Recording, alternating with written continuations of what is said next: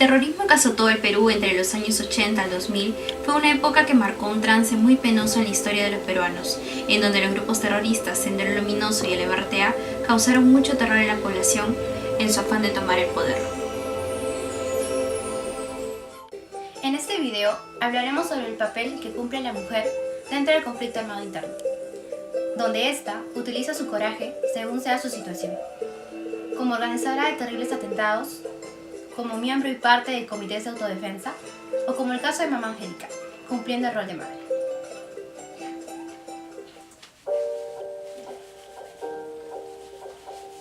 Las mujeres que conformaron el Partido Comunista del Perú, Sendero Luminoso, siendo estas casi la mitad del partido, no solo fueron las que estuvieron en zonas rurales marginales, sino también fueron mujeres con educación. Esto, podríamos explicar que algunas mujeres de zonas rurales marginales, al momento de vivir violencia, discriminación, entre otras, en un estado machista, Sendero Luminoso aprovechó esto para darles una oportunidad de justicia, una oportunidad en la que ellas podrían ser sus propios líderes. También tenemos a las mujeres que tuvieron educación.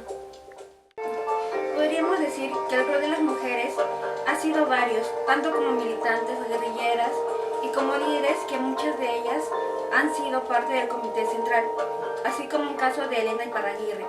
En tanto, podríamos decir que no todas las mujeres tuvieron esa misma suerte de pertenecer a algo importante. Muchas de ellas también, sin embargo, por las promesas que le dio Sendero Luminoso, fueron denominadas las amas de casa. Siguieron siendo objetos sexuales tanto para ellos y para sus militantes.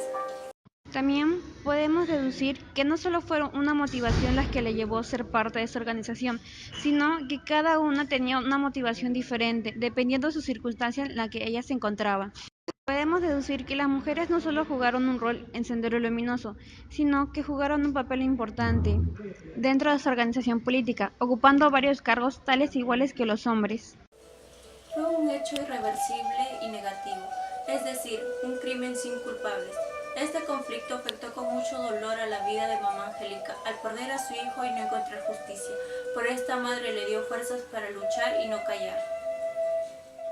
Dentro del conflicto armado interno del Perú, la cantidad de víctimas de varones determina un significativo número de mujeres que son vistas afectadas de manera socioeconómica y afectiva por la muerte de sus esposos, hijos o padres. Esto fuerza a que las mujeres emprendan dos tipos de aprendizaje. El primero, en asumir un papel de cabeza de familia, donde provee y protege a la prole, es decir, un papel típicamente masculino, como representante de familia y organizador comunal. El segundo tipo de aprendizaje empieza con la creación de organizaciones de ayuda mutua o de búsqueda de familiares desaparecidos, emprendidos por mujeres viudas, hijas o madres víctimas de la violencia política. Por otro lado, el Estado auspicia entre las comunidades campesinas la creación de organizaciones y comités de autodefensa, encabezados en un principio por varones, pero ante la ausencia de estos, serán las mujeres las que terminen al mando. En Lima, el aporte de las organizaciones conformadas por las mujeres, en especial las madres de familia, fue muy importante, porque además de atender demandas sociales, lograron cohesionar y evitar la propagación ideológica senderista. María Elena Moyano, una de las tantas mujeres que personificó, simbolizó la lucha desde su posición social. Fue una madre, dirigente comunitaria y teniente alcaldesa de Villa El Salvador. Ella, conjuntamente con las organizaciones populares y el partido político al cual pertenecía, Izquierda Unida, eran parte del viejo Estado, el cual Sendero Luminoso debía aniquilar. Sendero Luminoso trasladó sus acciones a las barriadas de Lima a mediados de la década de 1980, a los lugares llamados Cinturones de Hierro. En efecto, en el mismo escenario convivieron mujeres dirigentes, como María Elena Moyano. Mi nombre es Irene Avendaño Huachaca y soy una comunera del distrito de Tambo, provincia de La Mar, del departamento de Ayacucho. En los tiempos de mucha violencia, en 1980-84, 1985, el distrito de Tambo se encontraba en un tiempo muy peligroso, pero no nos dejaban avanzar a los jóvenes. Para poder terminar nuestro estudio, no nos dejaban avanzar a todas las familias. Para esa época yo tenía 15 años, era muy joven y no había terminado, al igual que muchos, mis estudios. La situación no nos dejaba avanzar. Muchos se fueron a las ciudades, a las capitales, más que nada a Lima. El resto, los que quedamos, hemos continuado con esto. Después de eso, al ver que había tanto maltrato, había tantos terroristas de sendero, nosotras tomamos la decisión en cada comunidad, en cada grupo, para organizarnos en comités de autodefensa.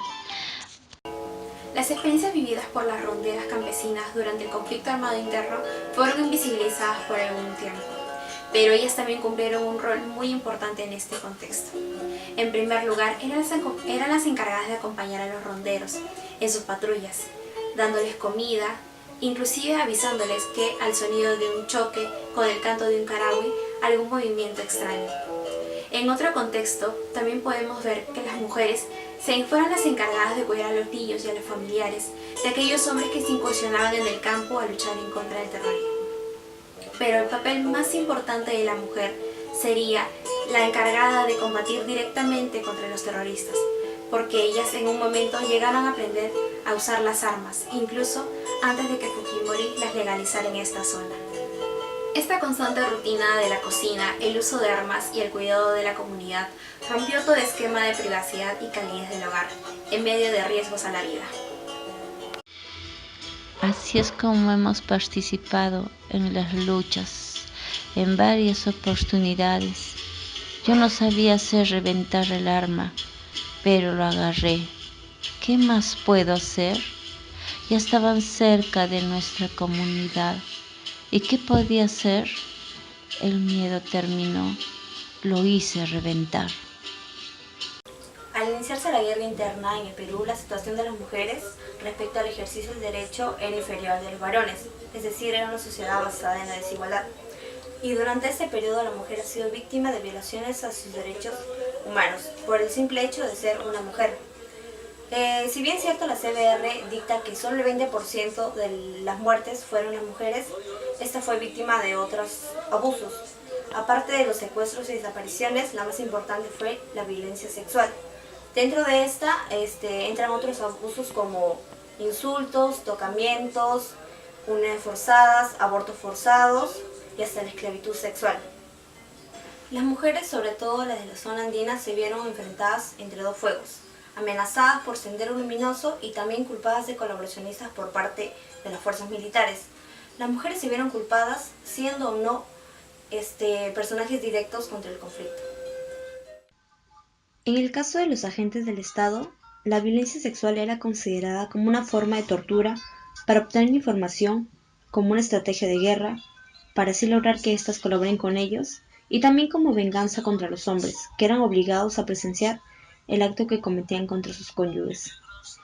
Estos actos se dieron en operativos, incursiones, cuarteles, comisarías y sobre todo en las bases militares. Las mujeres cuentan en sus testimonios que cuando los militares arrestaban a la gente, los separaban por el sexo, y las mujeres eran apartadas para luego repartirlas entre las tropas y luego ser violadas como si nada. Un claro ejemplo de violencia dentro de una base militar es la de la base contrasubversiva de Manta, en Huancavelica, la cual fue dada en estado de excepción a cargo de los militares, quienes se aprovecharon de su poder y llevaron a las pobladoras de esa zona a la base para luego ultrajarlas sexualmente. La violación sexual cometida por los agentes del Estado era una práctica común y corriente.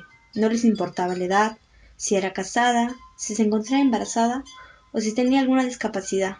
Estos igual abusaban de ellas sin compasión. La mujer en distintos casos como detenciones, interrogatorios o siendo sospechosas eran víctimas de actos así. La mujer no podía defenderse, no encontraba cómo poder hacer respetar sus derechos, pues la misma sociedad se lo impedía. Ahora hablaremos de las violaciones sexuales en el caso de los grupos subversivos, en especial de Sendero Luminoso. Si bien no fue dado en gran proporción como los agentes del Estado, sí hubo pruebas de que existió tal violencia. En el caso de Sendero Luminoso, estas violaciones se dieron en incursiones armadas y las retiradas, que eran campamentos de ellos para escapar de las fuerzas del orden. Sendero Luminoso, en sus incursiones, entraban a las viviendas para sacar a las mujeres para luego violarlas y matarlas. En otros casos las raptaban y obligaban a que permanezcan con ellos. Se dice que los senderistas llevaban a las mujeres jóvenes al parque Uxlatuco, donde las violaban y preparaban física y militarmente para que éstas realicen incursiones. Muchos de estos actos violentos contra las mujeres se dio como castigo hacia los hombres que no querían unirse a sus filas senderistas o tenían cargos públicos. Un testimonio que verifica esto es el siguiente. En 1983, en una comunidad de Vilcashuaman, Ayacucho, el alcalde había sido amenazado de muerte por Sendero Luminoso, a fin de que renunciara al cargo. Ante su negativa, los senderistas ingresaron a la casa del alcalde, detuvieron a su esposa y la asesinaron. Su cadáver presentaba signos de haber sido violada. También hubieron las uniones forzadas. Los senderistas escogían las parejas. Sí o sí la mujer tenía que tener un acompañante, por el miedo a que éstas se escaparan o se unieran a los militares. Muchas mujeres no aceptaban, sin embargo tenían que hacerlo, pues si no morían. A pesar de la culpabilidad de los senderistas de haber violado a las mujeres, las hacían abortar a la fuerza, no permitían que el niño nazca, ya que esto sería un impedimento para las labores que tenían que realizar éstas. Así fue como este grupo senderista, a través de diversos modos de violencia sexual, trató a la mujer como cualquier cosa. En resumen, podríamos decir que el conflicto armado fue una dura etapa para la mujer, siendo humillada, minimizada, marginada y maltratada de la peor manera que pueda existir, siendo objeto de un sinfín de abusos contra sus derechos. Lamentablemente fue así como sucedió, y hasta el día de hoy, las mujeres, a pesar de los esfuerzos que hacen por la justicia de las víctimas de violencia sexual vivido en el Perú durante esos 20 duros años, se ve obstaculizada por un Estado poco sensible a los derechos de las mujeres.